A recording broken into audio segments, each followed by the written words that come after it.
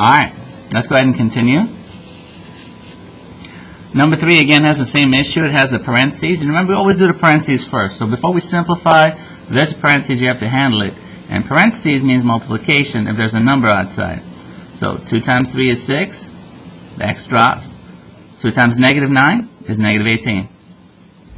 Close parentheses. I mean stop multiplying. I still have the plus 7x and the plus 5y. Now remember, simplify, it means make it simpler. And I realize that these two right here are the same kind, so I can combine them, and then I'll leave this one alone, and I'll leave this one alone. And there's your answer. So we multiplied it and put the ones that go together together.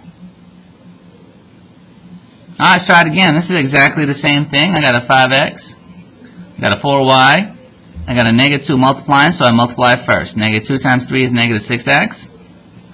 Negative 2 times y is just negative 2y. And I still got my 5x right there. I still got my 4y right here. Now I multiplied, but I need to make it simpler, so I'll take a look and see the ones that go together. And these go together. And these go together. 5 minus 6 is negative 1. And 4 minus 2 is just 2, positive 2. And there's your answer. Much, much, much simpler. Okay, so this is a lot of work, and it was separated by some kind of drill. So what we have to do now is make sure that we're copying this at this time. So remember, you watch it, you listen, and then you copy. Alright, second part of the test is calculator usage. Jack simplified the expression and got this answer. Is he correct or not? Well, you know what? Let's find out. Here's my calculator. All I gotta do is turn it on. Go to y equal to. Put the first part.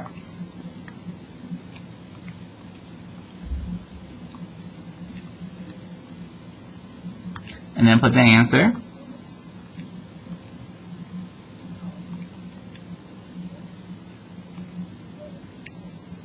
And graph it. Now, we're supposed to have just one picture. That looks good. I only see one picture. But just to be sure, I'm going to go to the table now. All these numbers should be the same. And they are. You know what? Yes, this is the correct answer. How did I check? By using a calculator. So let's put the steps. First, I put this in y1, and then I put this in y2. When I went to the graph, if there's only one picture being drawn, then it is correct. If there's two different pictures, two different graphs that show up there, then it is false. When you go to the table, I'm checking y1 and y2. I'm not looking at x. If they are the same, they have the same numbers right across from each other, then it's the correct answer. But if y1 and y2 have different answers, then it's false. Again, very important, don't just copy it as I talk, wait till the end. I keep reminding you that because this is where you're going to make a mistake. Remember, perimeter, you add all four sides.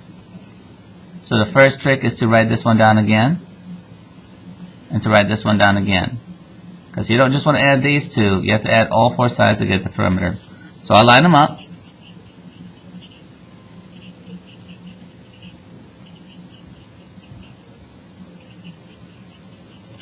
Alright, 4 plus 4 is 8, plus 1 is 9, plus 1 is 10, positive 10. And 7 plus 7 is 14, 17, 20. Now be really careful. When I add, the letter stays the same. There's no x squared in this case. I'm just adding. But when I find the area, this is when I multiply these two.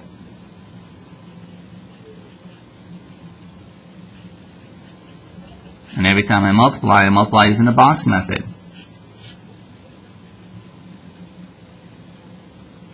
Three times 7 is 21. X times x is x squared. 4 times 3 is 12x. 1 times 7 is 7x. 1 times 4 is 4. And these two shall combine. I end up with 21x squared plus 19x plus 4. I put 7x plus 12x, and that gives me 19x.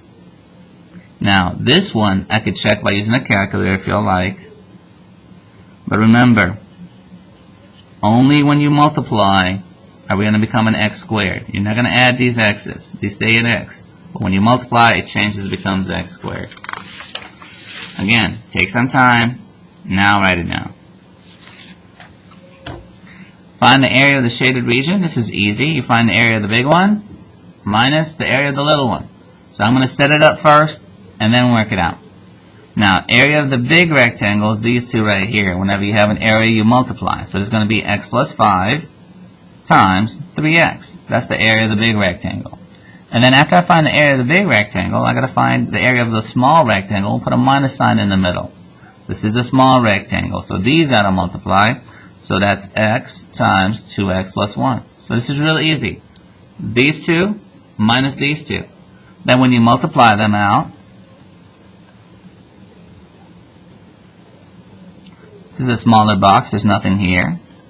3x squared, 15x. Now we do the second box method. This is 2x squared and x.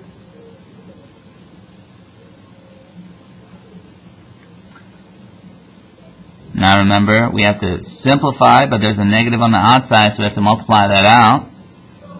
This comes down. This comes down.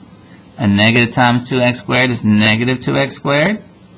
And a negative times x is negative 1x. Now, when I combine like terms, I end up with 1x squared minus 16x. This one seems like it's a little bit harder, but you're only required to have this part only.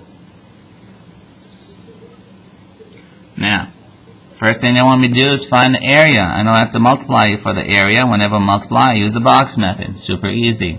Of a rectangle, so I'm going to draw a rectangle. The width is 3x plus 4, so this is the width, I'll put 3x plus 4. The length is 2x minus 5, this is the length, I'll put 2x minus 5. Now, I'm going to multiply these two using the box. So I put 3x and 4 here, 2x and negative 5 here, and we're back to multiplying. 2 times 3 is 6, x squared, 8x, negative 15x, negative 20. Again, remember the middle two are going to go together. So this is 6x squared plus 8x minus 15x minus 20. And when I go 8 minus 15, that ends up giving me negative 7x. So my final answer is this right here.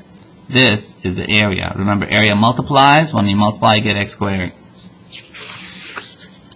The perimeter of a rectangle is 26n minus 14. Now, the width is shown. What is the length? And this is easy. In order to find the perimeter, we have to go ahead and add all 4 sides. For all 4 sides. So 7n plus 9, another 7n plus 9, a couple of question marks, and if I add them all together, I end up with 26n minus 14. Alright, this is one of the questions that was on the assessment. We worked on it together. So let's check it again. 7 plus 7, let's see, you have to add something to it to give me 26. Well, I know 7 to 7 is 14. And 14 take away 26 is like 12, so this is probably 6 and 6. But just if we want to guess, let's just go ahead and make up some numbers. Let's try with 4. 4 wouldn't work, would it? Because 7 plus 7 is 14, 18, 22. 22 is not 26, but I'm getting close. So let's try 6. 7 plus 7 is 14, plus 6 is 20, plus 6 is 26. Ding, ding, ding. There we go. We got this part right. Now, 9 plus 9 is 18. But I'm supposed to add something to it and make it a negative number. Now, that makes you realize that you can't add a positive number because it gets bigger. This is getting smaller, so these got to be negative numbers. So, I got to get from 18 to negative 14. Now, from here all the way to here, that's going to take 32 steps to the left. So, this and this is going to give me 32. So, I think about it, and I remember that 32 is 2/16. Now again, you could have just started with 10s, 20s, 12s, 14s, 16, until you get a number that works. 9 plus 9 is 18. Minus 16 is positive 2. And positive 2 minus 16 is negative 14. So there you go. It's kind of a guess and check kind of thing. unless you want to use the formula. Alright, let's try it again. The perimeter of a regular hexagon with a side length 3x minus 5. Great thing they draw the hexagon for us, which is cool. And then they told us that it's the perimeter. So I got to add all of them. The word regular means that this side is the same as this side, same as this side, same as this side, same as this side, same as this side. So every single one of these is 3x minus 5. Now, I could sit there and add all of them, or I can multiply by 6. It's up to you. But just to keep it the same that we've been working on, let's just add them all.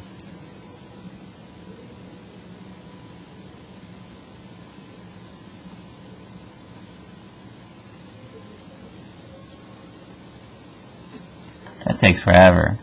1, 2, 3, 4, 5, 6. 6 of those gives me negative 30. And 1, 2, 3, 4, 5, 6. That gives me 18x.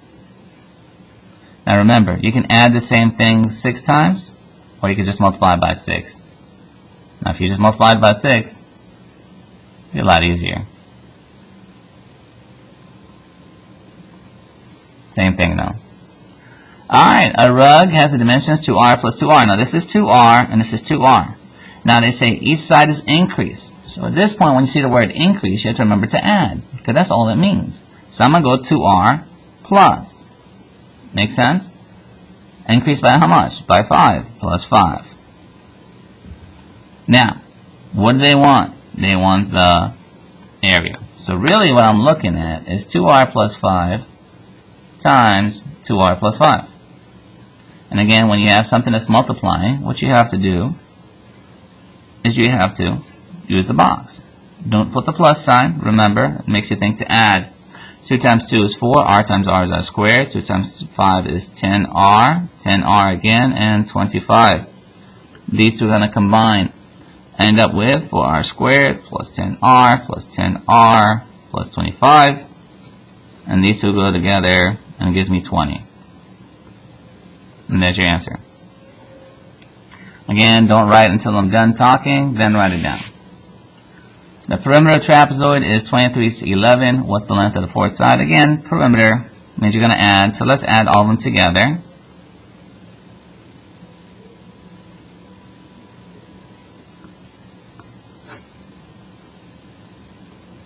Alright, let's add it. 2 plus 11 is 13. 14, 15. But I'm trying to get to 23. So this one has to be an 8. Let's try it again. 10, 21, 23. See how that works? You just kind of guess the numbers until it works out. Negative 5 plus 8 is 13. 13 minus 5 is 7. No, 8. So now I have 8, but I want to get to 11. 8 plus what is 11? 8 plus 3. So the answer is 8x plus 3. And when you're done, just check it. Negative 5 plus 18 minus 5 plus... Okay, it does work. And that's it. Good luck on your test.